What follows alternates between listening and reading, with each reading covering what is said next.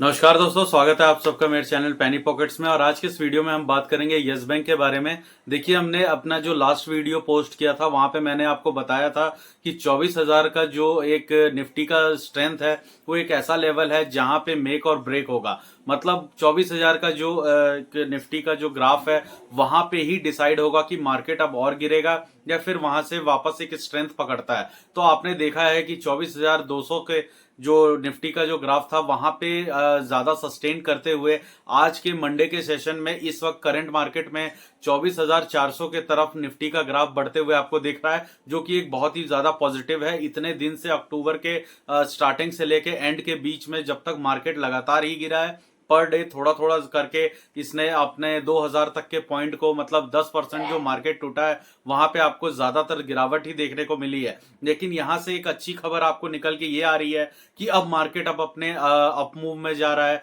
पिछले दो सेशन में जो हमने देखा कि मार्केट ने थोड़ा सपोर्ट पकड़ा था, और आज के सेशन में 200 पॉइंट से ऊपर की भी जो बढ़त है वो देखने को मिल रही है। और इसमें जितने भी पीएसयू शेयर हैं, जितने भी मिड कैप के शेयर्स हैं, उसमें बहुत ही अच्छी ज्यादा मतलब आपको तेजी देखने को मिलेगी। और एक यस बैंक के बारे में एक बात बताऊं कि आज ये शेयर मार्केट के ओपन होते ही 9% तक का जो जंप है वो दिखाया। ₹2.5 से भी ज्यादा इस शेयर के अंदर मूवमेंट दिखी है। परसेंटेज वाइज देखा जाए तो ₹20 के आसपास ये शेयर ट्रेड कर रहा था, जो कि पिछले 1.5-2 महीने से आप देखेंगे कि लगातार ही गिर रहा है। और उससे भी ज्यादा अपने पिछले 6 महीने का जो इसने एक ऑल टाइम हाई ₹32 का लगाया था, जहां से इस शेयर के अंदर रिटेलर इन्वेस्टर काफी ज्यादा फंसे हुए थे, क्योंकि ₹32 का लेवल जब इसने अचीव किया तो वहां से लगा कि अब ये शेयर ₹50 की तरफ जा रहा है और इसके अंदर काफी ज्यादा वॉल्यूम्स देखने को मिला। लेकिन यहाँ उसी का उल्टा ये देखने को मिला कि इसके जो इन्वेस्टर्स है, कोर इन्वेस्टर्स है, और जेसी फ्लावर जैसे, एसबीआई जैसे, इनका जो एक लिमिटेड पीरियड था, जो इनके पास एक बाउंडेशन था, वो खत्म होते हुए दिखा। इन्होंने अपने जो शेयर्स थे जो यस बैंक के थे 3-3 हजार करोड़ के, दोनों ने ही बेचे। तो इतना ज्यादा हैवी फॉल सेल करने के बाद मार्केट में जो एक पैनिक सिचुएशन आया था यस बैंक के पर्टिकुलर शेयर को लेके, जिसके वजह से वो तब से गिरता ही जा रहा था। और ₹20 का एक ऐसा लेवल है जिसको इसने मजबूती के तौर पे पकड़ के रखा। आज मार्केट के ओपन होते ही 9% का जो जंप है वो देखने का कारण यही है कि यस बैंक का जो Q2 रिजल्ट है वो काफी अच्छा, बहुत ही बेहतरीन आया है। अगर हम इसे पिछले साल के इसके Q2 रिजल्ट से कंपेयर करें तो उस बार ये 226 करोड़ का नेट प्रॉफिट था, जहां इस बार 553 करोड़ है, वहां तक का इसका नेट प्रॉफिट बढ़ के आया। मतलब 100% से भी ज्यादा का नेट प्रॉफिट इसका बढ़ के आया है Q2 रिजल्ट 2025 में। तो यहाँ यस बैंक का जो नेट प्रॉफिट बढ़ के आया है ये काफी ज्यादा एक्सीलेंट और बहुत ही बड़ी बात है, जहां पे इनका रेवेन्यू भी 14% जंप करते हुए, जो क्वार्टरली सेकेंड क्वार्टर का जो रिजल्ट होता है वहां पिछले साल 1900 करोड़ का था, जो कि इस बार 2200 करोड़ से भी ज्यादा का है। तो ये सब चीजें यस बैंक के बैलेंस शीट को काफी मजबूती के तौर से दिखाती हैं। और यहाँ एक दो डिटेल आपको ये भी समझनी होगी कि अब जो इनके बड़े इन्वेस्टर्स है, चाहे वो एसबीआई हो, जेसी फ्लावर्स हो, या फिर यस बैंक का कोर ग्रुप हो, इन लोगों ने अब ये जो शेयर्स उनके पास पड़े हैं अब इन्होंने सेलिंग करना काफी बंद कर दिया है। मतलब अब जो भी शेयर्स मार्केट में सेल हो रहे हैं उसके ज्यादातर बायर्स रिटेलर बन रहे हैं। और वैसे भी जब से शेयर मार्केट गिर रहा है, आप लोगों ने देखा है कि पिछले एक महीने से मार्केट में काफी ज्यादा डाउनफॉल रहा है, तो ये जितने भी एफएफआई वाले, जितने फॉरेन इंस्टीट्यूट, जितने बाहर के इन्वेस्टर थे, इन्होंने जितना भी माल बेचा है, जो कि कहा जा रहा है 1 लाख करोड़ से ज्यादा के अमाउंट का ये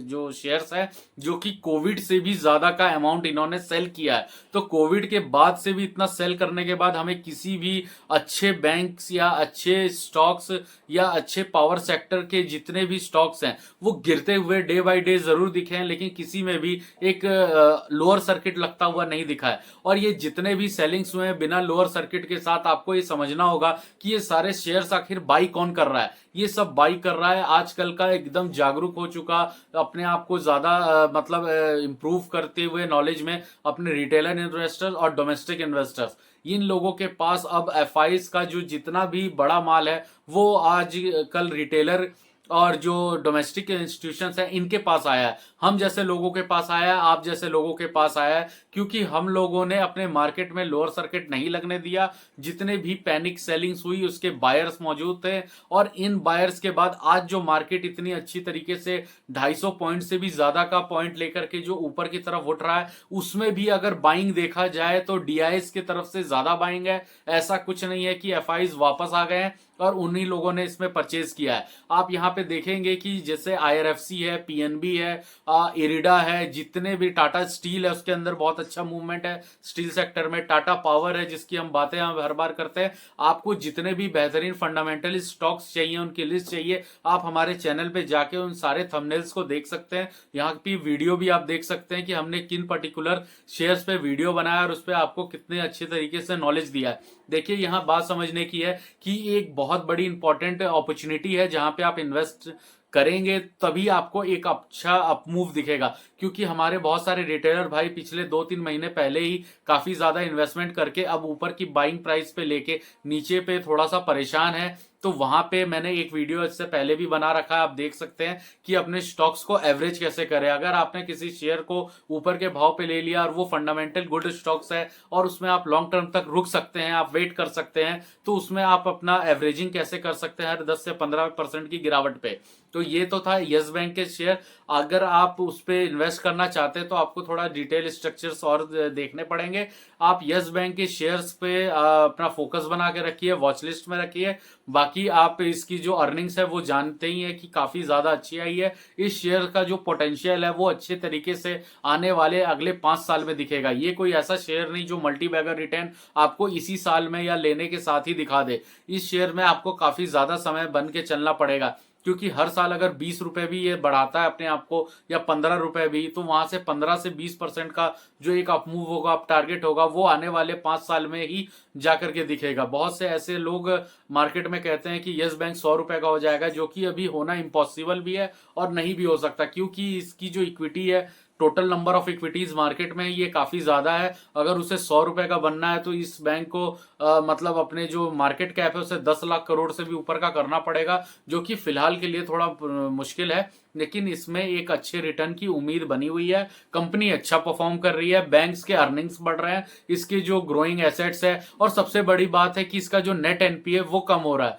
पिछले साल 2300 करोड़ से ऊपर का इसका नेट एनपीए था, जिसमें 1600 करोड़ की गिरावट देखी गई है। अभी भी 400 से 500 करोड़ का एनपीए है, जो कि नॉर्मल है। ये धीरे धीरे बैंक रिकवर करेगा, और जो बैंक का जो गुड क्वालिटी एसेट्स है वो भी काफी ज्यादा मजबूत हुआ है। तो यहाँ पे स्ट्रक्चरली देखा जाए तो काफी अच्छा एग्रेसिवली वर्क है, जो कि आगे आने वाले समय में आपको और भी बेहतर रिटर्न दे सकता है। तो दोस्तों, इसी तरह के इन्फॉर्मेटिव वीडियो के लिए आप हमारे चैनल को सब्सक्राइब करें, इस वीडियो को आप लाइक करें दोस्तों। तो मिलते हैं नेक्स्ट वीडियो में। Thank you.